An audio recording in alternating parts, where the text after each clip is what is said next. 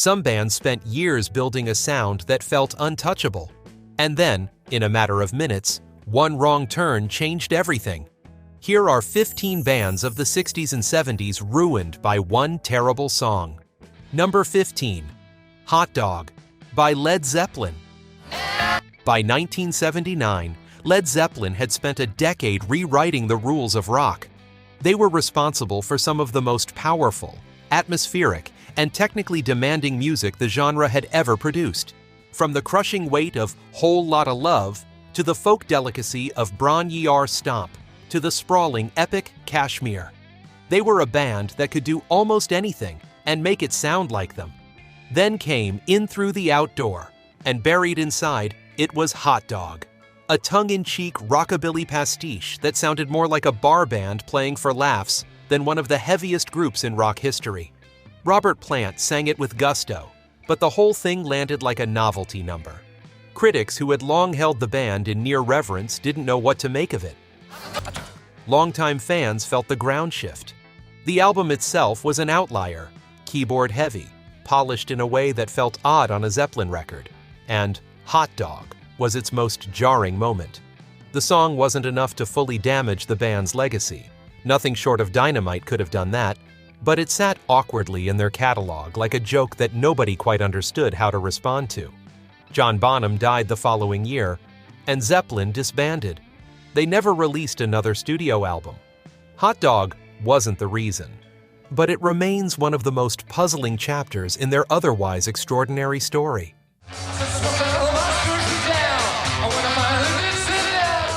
Number 14. We Love You by the Rolling Stones.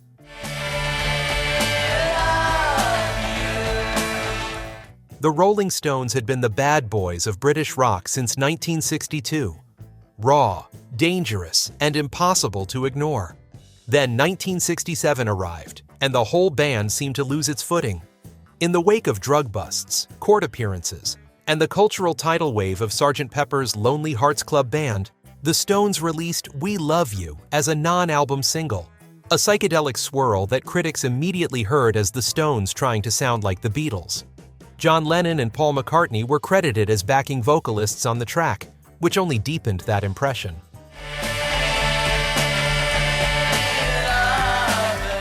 The song wasn't without its defenders, but many listeners felt the Stones had wandered away from everything that made them compelling. Their entire 1967 album, Their Satanic Majesty's Request, drew the same reaction. Keith Richards himself later called it a load of crap. The Stones recovered decisively with Beggar's Banquet in 1968, but We Love You remains a snapshot of a band briefly losing sight of who they were.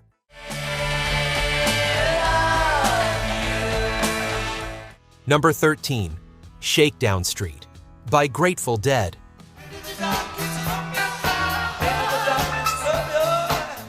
The Grateful Dead built their name on improvisation, on the unpredictability of the live experience, on music that breathed and moved differently every time they played it.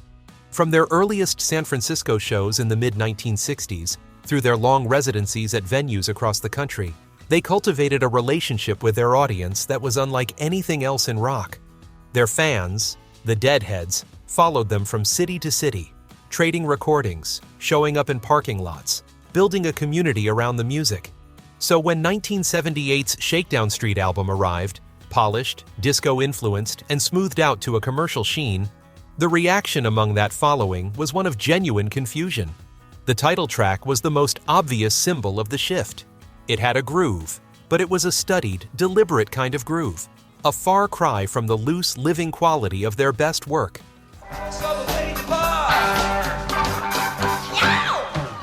The band had brought in producer Keith Olsen, known for his slick studio sound, and the results felt like the Dead had ironed out everything that made them interesting.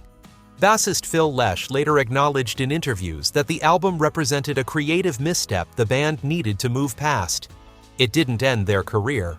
The Dead continued drawing enormous crowds well into the following decade. But Shakedown Street is the record that longtime fans point to when discussing the moment things started feeling different.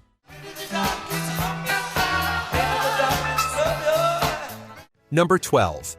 Take It Like a Friend by Creedence Clearwater Revival.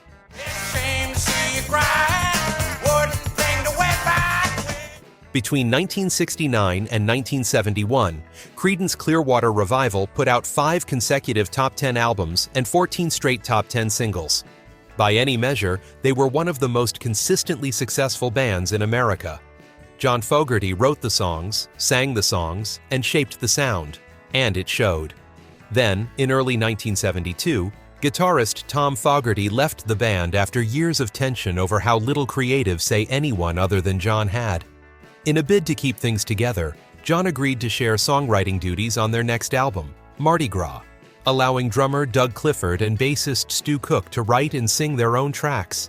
The results were painful. Rolling Stone reviewer John Landau called Mardi Gras, in his May 1972 review, relative to a group's established level of performance, the worst album I have ever heard from a major rock band.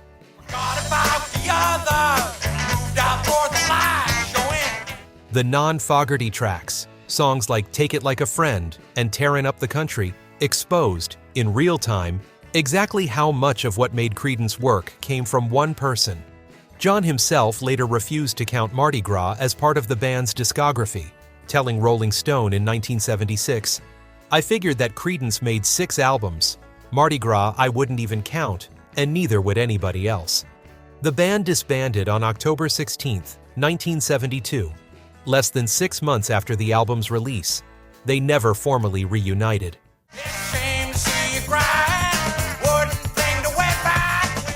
Number 11. Preservation by the Kinks.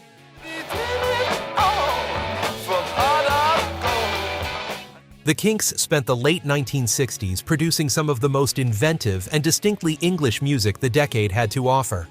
Albums like The Kinks are the Village Green Preservation Society, and Arthur created a body of work that stood apart from the psychedelic noise around them, thoughtful, narrative-driven, rooted in a very particular sense of British life. Then, in 1973 and 1974, Ray Davies decided to turn the band into a theatrical troupe. Preservation Act 1 and Preservation Act 2 were sprawling concept albums tied to a rock opera about a cast of characters, including a villain named Mr. Flash and his rival Mr. Black.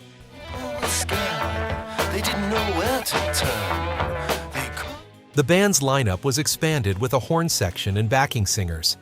Audiences on tour were presented with a full theatrical production instead of a rock concert, complete with costumes and staging.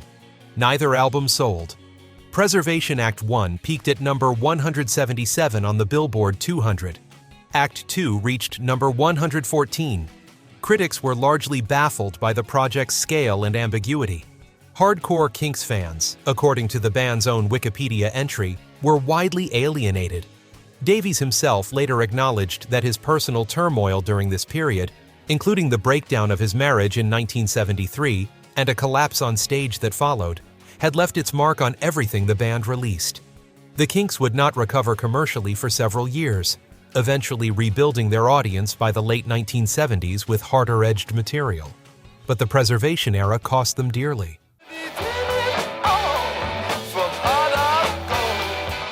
Number 10. Da Ya Think I'm Sexy by Rod Stewart.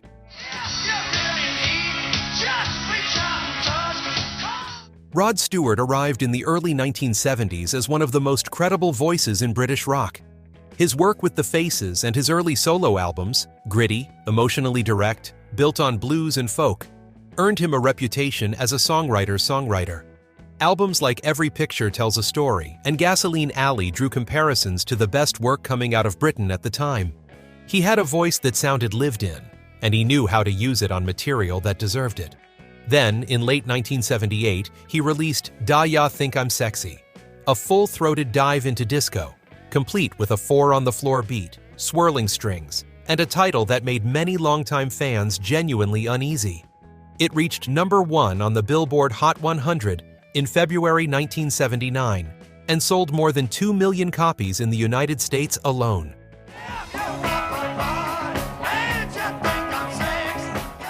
The commercial success was undeniable. The credibility damage was equally undeniable. Rock critics treated the song as a betrayal of everything Stewart had stood for. Adding to the embarrassment, Brazilian musician Jorge Ben-Jor successfully sued over the song's chorus melody, which closely resembled his 1972 composition Taj Mahal. Stewart later admitted to unconscious plagiarism in his autobiography, writing that the melody had lodged itself in his memory during a trip to Rio de Janeiro in 1978 and resurfaced without him recognizing it. He donated the single's royalties to UNICEF and performed the song at the Music for UNICEF concert at the United Nations in January 1979. That gesture softened the legal fallout, but not the critical one. The Stewart who had made Every Picture Tells a Story felt very far away.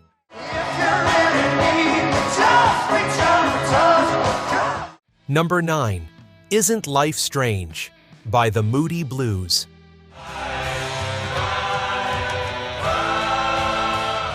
The Moody Blues built their reputation through the late 1960s on a blend of orchestral rock and philosophical lyrics that found a devoted audience on both sides of the Atlantic. Albums like Days of Future Past and In Search of the Lost Chord gave the band a sound that felt genuinely unlike anything else on the radio. But by the early 1970s, the formula was wearing thin. In 1972, they released Isn't Life Strange as a single from their album Seventh Sojourn, a slow, earnest, deeply self-serious meditation that leaned so hard into the band's melodramatic tendencies that critics found it difficult to take at face value.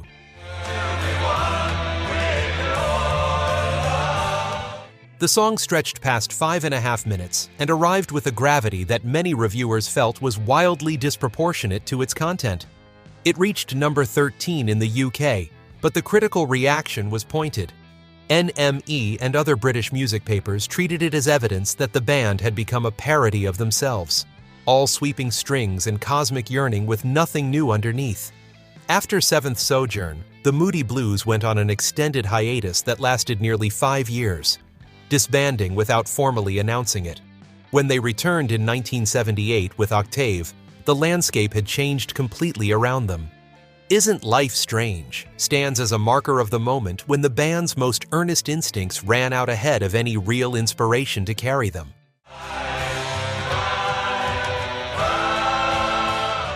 Number 8. Billy Don't Be a Hero by Bo Donaldson and the Haywoods.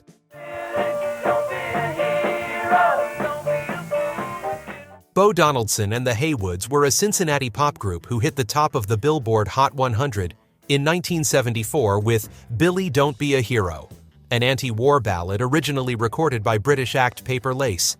The song was saccharine, melodramatic, and commercially bulletproof. It sold over 1 million copies. It was also the kind of record that made any serious musician in its vicinity cringe.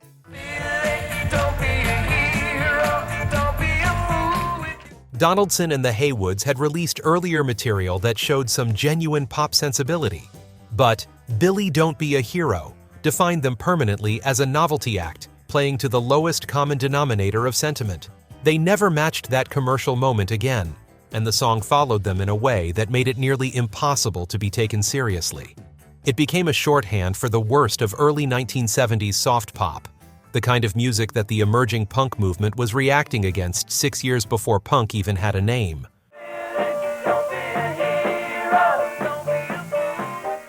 Number 7. Pretty As You Feel by Jefferson Airplane. You're only pretty as you feel. Jefferson Airplane arrived at the end of the 1960s as one of the defining voices of San Francisco psychedelia. Surrealistic Pillow in 1967 introduced them to a national audience, and Grace Slick's voice gave the band a presence that cut through. By Volunteers in 1969, they were making politically charged, sonically adventurous music that felt genuinely aligned with the moment. Then, the moment passed. In 1971, the band released Bark, their first album without longtime bassist Jack Casati and guitarist Jorma Kaukonen, who had both drifted toward their side project, Hot Tuna. You're only pretty as you feel. The opening track, Pretty As You Feel, was written and sung by guitarist Joey Covington, not Grace Slick, not Paul Kantner, and it sounded exactly like what it was: a generic, mid-tempo rock shuffle from a band that no longer had a center of gravity. Critics found the album shapeless, and Bark in general was received as the sound of a band losing its identity in real time. Slick was candid in subsequent years about the chaos that surrounded the album's making, noting that the band had become a difficult and unstable environment. Jefferson Airplane released one more studio album before splintering entirely, with most members eventually migrating into Jefferson Starship. But Bark, and Pretty As You Feel, as its lead track, marks the point where the original vision of the band stopped being recognizable. You're only pretty as you feel.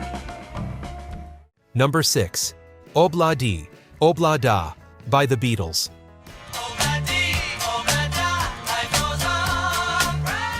Even the greatest band in the world could make a song that caused genuine friction.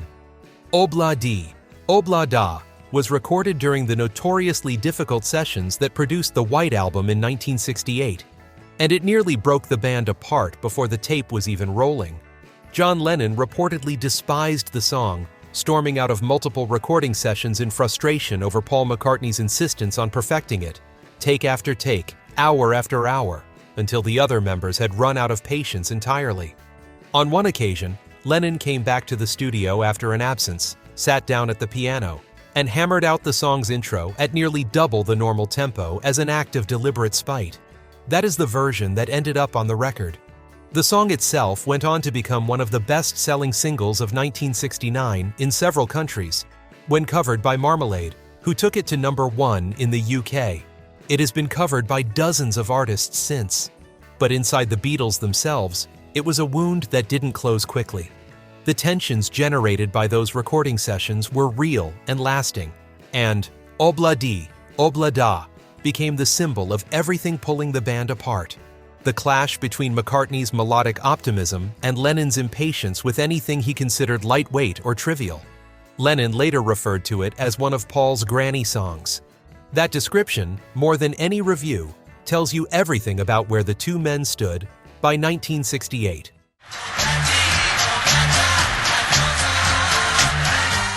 Number 5. Feelings by Albert Hammond.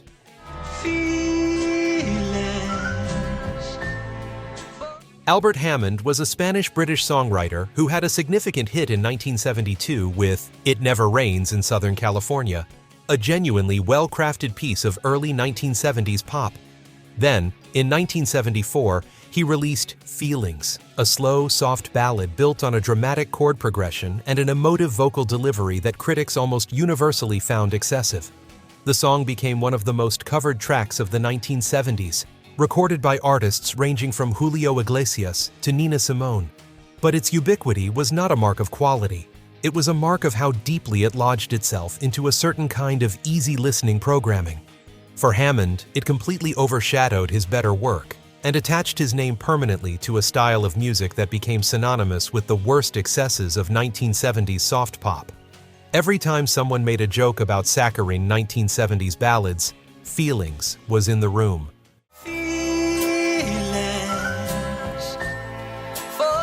Number 4. My Ding-A-Ling by Chuck Berry.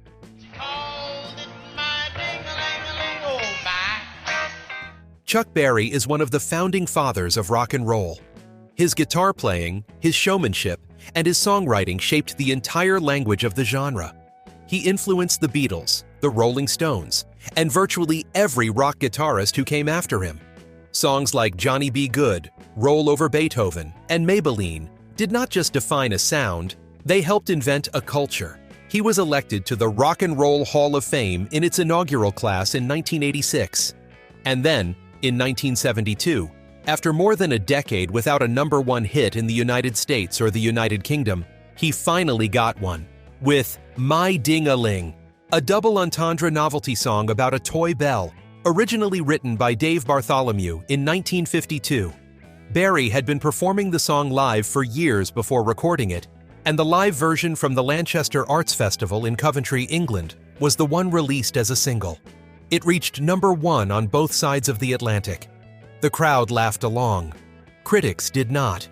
Here was one of the most important musicians of the 20th century, and the first #1 single of his later career was built around a toy and a wink. Berry's defenders said the song had always been part of his live act, and that audiences loved it. His critics said it was beneath him and that it reduced a towering figure to a novelty. Either way, it became the commercial high point of his later career, which was a difficult thing to square with the body of work that came before it. Catch me playing with my ding-a-ling-a-ling, oh. Number 3.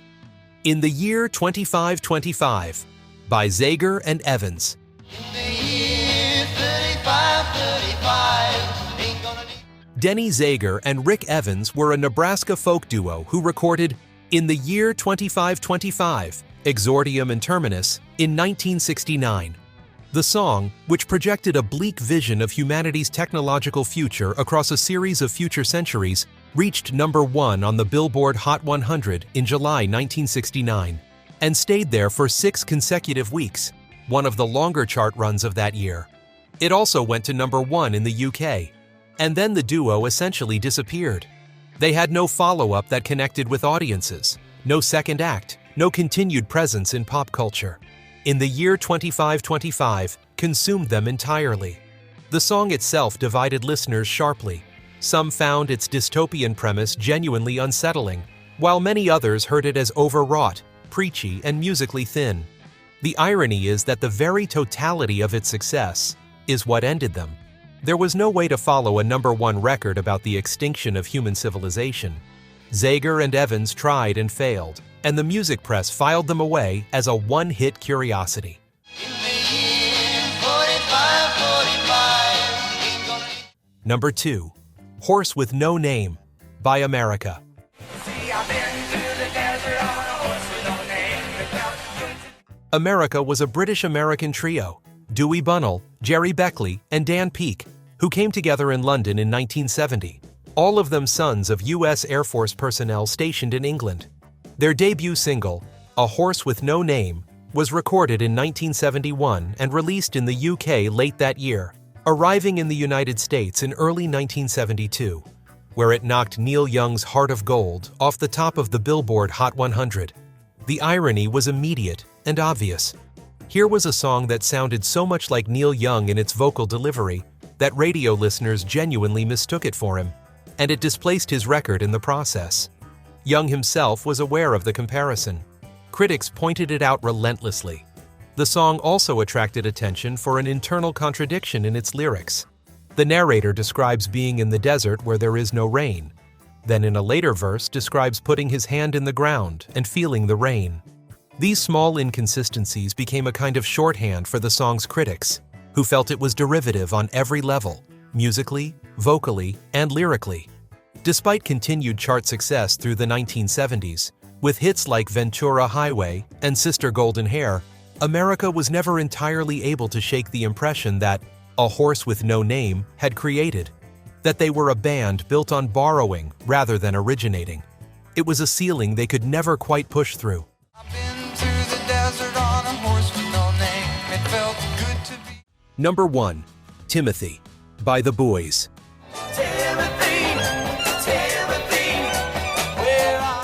The Buoys were a Pennsylvania rock band who, in 1971, released Timothy, a song written for them by Rupert Holmes, who would later write Escape, the Pina Colada song, in 1979.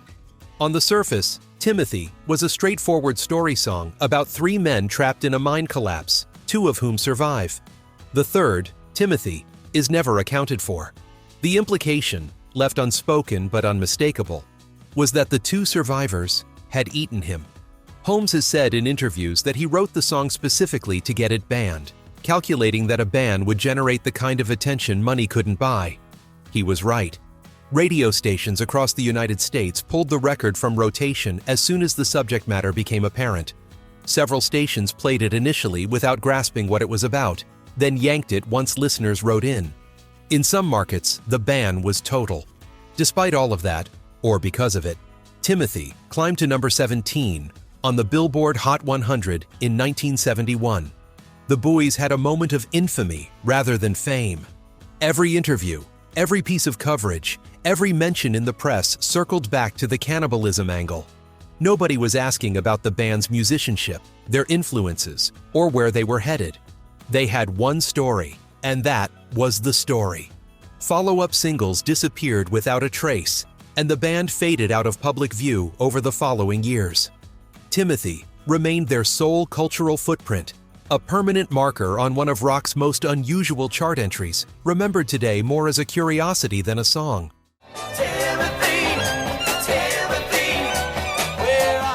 Some of these bands recovered, some never quite did. But one thing is certain, for the artists on this list, there was a before and an after, and a single song sat right in the middle of that divide. If you enjoyed taking a look back at these moments, please give the video a like and subscribe for more trips through the music that shaped the decades that matter most.